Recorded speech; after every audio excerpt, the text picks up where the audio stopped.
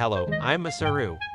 This time, I would like to introduce you to the Japanese-style teriyaki sauce. In Japan, teriyaki sauce is not commercially available, but in most cases, it is homemade. Today, I will tell you how to make a simple and authentic teriyaki sauce with ingredients you have at home. I wrote down the ingredients and quantities in the summary section, so please check it out. Now let's start cooking. First, add the sauce-A to the pot.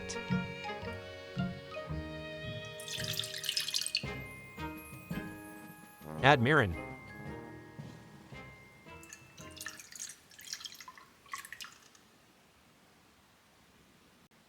Add soy sauce.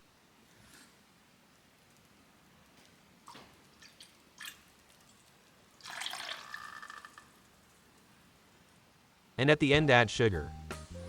These are the only basic seasonings used. The ratio of seasonings is sake, mirin, and soy sauce, sugar equal to 2:1. It's easy to remember like this.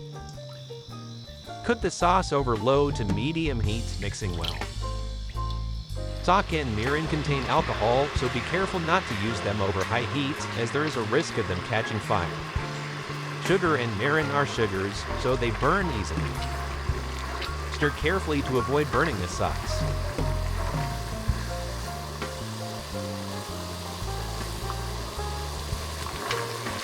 Once it's boiling, reduce the heat to low and simmer.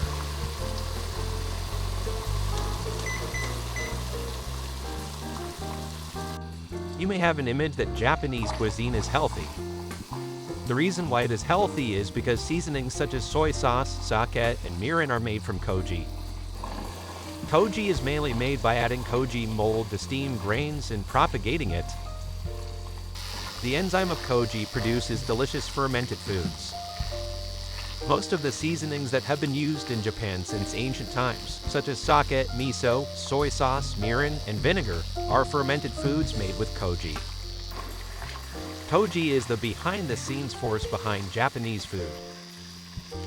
Japanese food is healthy because koji, a fermented food, is mainly used as a seasoning. Teriyaki sauce uses soy sauce, sake, and mirin, all of which are infused with koji, so it is truly a healthy sauce that represents Japan. This time, sugar is used, but the amount can be reduced.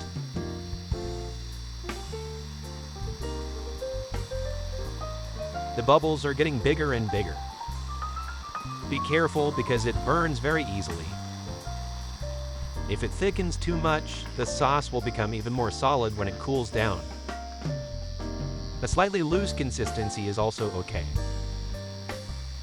This is a matter of taste, but it is very tasty if you add grated garlic. You can store the sauce in a container in the refrigerator for up to 3 days. It's very easy, so please try it at home.